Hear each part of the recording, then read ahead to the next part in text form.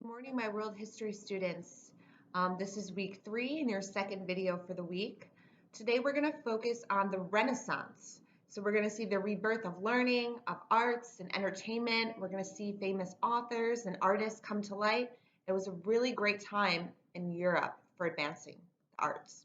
So we're going to be talking about the printing press, bloodletting, the rebirth of learning. We're going to talk about the city of Venice for a while.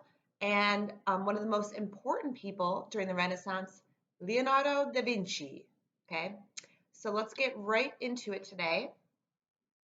All right. As we continue to travel through history, we enter a time known as the Renaissance. This word is French for rebirth.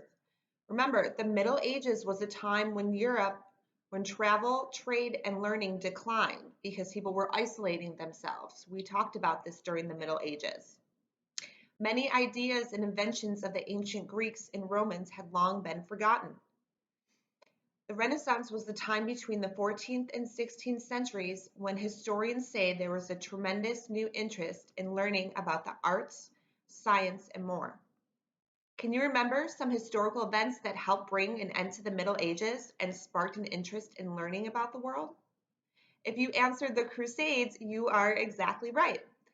Crusaders and pilgrims returned with stories of the people they met and their customs, clothing, and foods and inventions. Remember, the Silk Road opened as well, so we have trading between different cultures, coming into contact with different people and their own traditions.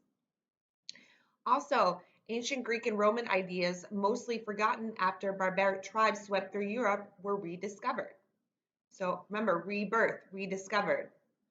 Another event that helped bring about the Renaissance was the journey of Marco Polo to China in 1271.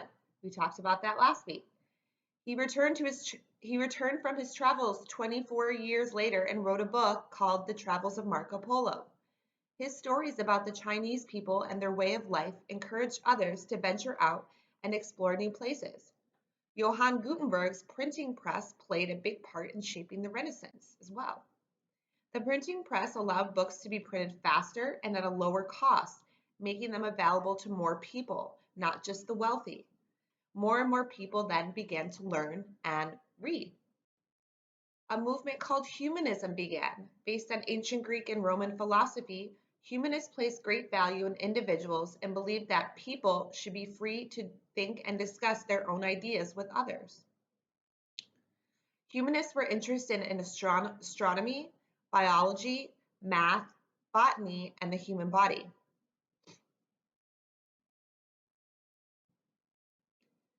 Like the ancient Greeks and Romans, people in the Renaissance believed that laws should be made and changed when necessary. Like we do with our Constitution, we have amendments that change our Constitution. They believed art and literature could be done for enjoyment and not just for religious purposes. So remember, people were only reading the Bible back then. A lot of the common people could not read or write. So only the wealthy were able to get their hands on reading material, books, and especially the Bible. And that also gave the church the power to condition and manipulate its parishioners into what they wanted because they couldn't read the Bible themselves. So they only had word of mouth from the priests. Such thinking brought many Renaissance people into conflict with the church. As we have read, the church was very powerful in the Middle Ages and taught that God made the laws, they could not be changed.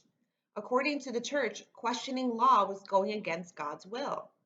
Who were some of the individuals that we think of when we think of the Renaissance? How did they make an impact on the world today? So we're going to talk about one specific person, Leonardo da Vinci, a little bit later. Next, let's talk about the rebirth of learning. The Renaissance began in the country of Italy. Why Italy? Well, many of the Crusaders returned from the Holy Lands to cities such as Venice, Florence, Milan, and Genoa. It was Italy whose ancient history had been rediscovered, and where Marco Polo came from and returned to after his travels in China. So that makes sense. Cities in Italy competed with one another to build more beautiful palaces, bridges, statues, and more. This competition encouraged and promoted artisans of the time to create masterpieces that have endured throughout history. It also had many wealthy merchants from the trading they established during and after the Crusades. Having more money to spend meant many merchants became patrons or supporters of the arts. These wealthy patrons commissioned or hired people like Leonardo da Vinci, Michelangelo, Buonarroti, Filippino Brunelleschi, and others to create new works of art. So I'm just going to name off a few of writers and artists that you guys might know. So we have William Shakespeare, we have Geoffrey Chaucer, we have Dante and the Divine Comedy. We have scientists like Isaac Newton and Galileo, and we also have the most famous artist, Leonardo da Vinci and the Mona Lisa, and we're going to talk about that a little later on. So some of those names should be familiar to you. Let's talk about Venice though for a minute. So when Attila the Hun invaded Italy during the 5th century, fleeing Italians ran to a nearby watery lagoon to avoid the attacking Huns. That lagoon eventually became the city of Venice. By the 9th century, Venice was an independent state, and it became a trading center for all of Europe around the 1200s. By the time the Renaissance began, Venice had a large navy with hundreds of merchant ships and was a very wealthy and powerful city-state. Can you think of another city-state we talked about? Hint, it starts with an S and there was lots of movies made about it.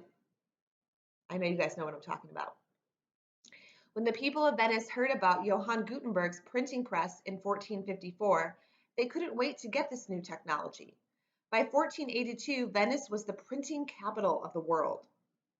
Because it lies on the northern coast of the Adriatic Sea, Venice is often called Queen of the Adriatic. People know it as one of the most beautiful cities in the world, in part because it is an island. It's an island city amid water. Venice consists of 118 islands with buildings construction on wooden pilings. Except for narrow walkways throughout the city, people use boats to travel Venice's 160 canals. The narrow boats of Venice are called gondolas and are very popular, especially among tourists. You guys should know what they look like. They're the people wearing those striped shirts, and they're in the little canoe gondola, and they're rowing lovers under the bridge, and they kiss, and it's very romantic. You've seen movies, and I'm sure it sounds familiar to you. If not, you can Google Venice and look up gondolas and the people who row them. More than 400 arched bridges link the city's walkways and enable boats to glide underneath. Barely above sea level, Venice has had serious problems at times with flooding from high tides. Many of the building's foundations have eroded and sank into the Adriatic Sea, especially after people began digging wells in the 20th century. Today, many lower levels of the homes in Venice have flooded, forcing owners to live on the upper floors. It'd be kind of cool to live in Venice, though. You have to canoe everywhere. You can't just walk where you want to go. All right, let's talk about Leonardo da Vinci. Besides being a Ninja Turtle, what else did he do? He was a scientist, inventor, painter, and sculptor. Leonardo da Vinci did it all.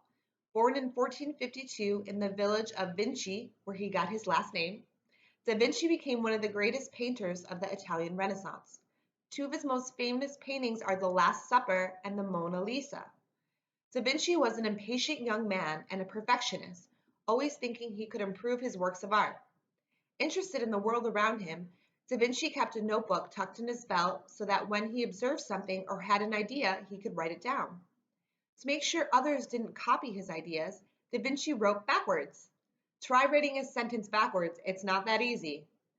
To read his writings, one needs to hold the papers in front of a mirror so you can read it. Some of the ideas in his 5,000-page notebook include a flying machine, an alarm clock, a helicopter, a parachute, and a diving suit. This is all back in the 1200s. Da Vinci also sketched what looked like an early automobile. Two huge springs helped power Da Vinci's vehicle, and one could steer it with a tiller attached to wheels. To learn about the human body, Da Vinci dissected human cadavers to study the workings of the muscles and other body organs. He did this during a time when authorities put to death anyone caught studying the insides of a body. Da Vinci, who died in 1519, once said, "Learning never exhausts the mind." All right, so here's some interesting facts for you, some did you know facts that I found. So did you know that during the Renaissance, everyone over the age of 12 had to wear a hat in public? Had to. People of the Renaissance liked playing a game similar to football. They made a ball used from a pig's bladder stuffed with peas. And later the bladder was inflated. Ooh. People knew forks mostly two-tined as split spoons. Although there are examples of 4- and 5-tined forks from before the 1600s, the 4-tined fork didn't become popular until the late 1800s, and that's the kind of fork we use today. The Lord of Florence, Piero de' Medici, commissioned 19-year-old Michelangelo at the time to construct a snowman after a rare snowstorm in 1494. People in the Renaissance bought pilgrim mirrors, small mirrors attached to a pin that they stuck in their hats. People believed that if you looked at religious objects, the mirrors captured the object's powers and would benefit friends and family back home. That's a little out there, even for me. Thanks. All right, let's talk about the printing press now. So, communication increased rapidly after the invention of the printing press by a German man named Johann Gutenberg. He based his invention on the ancient Chinese idea of block printing, and historians believe Gutenberg was the first European to develop this idea. Instead of printing from a carved wooden block of text, Gutenberg was the first European to use individual letters that could be reused and moved around to form new words. Printers called this movable type.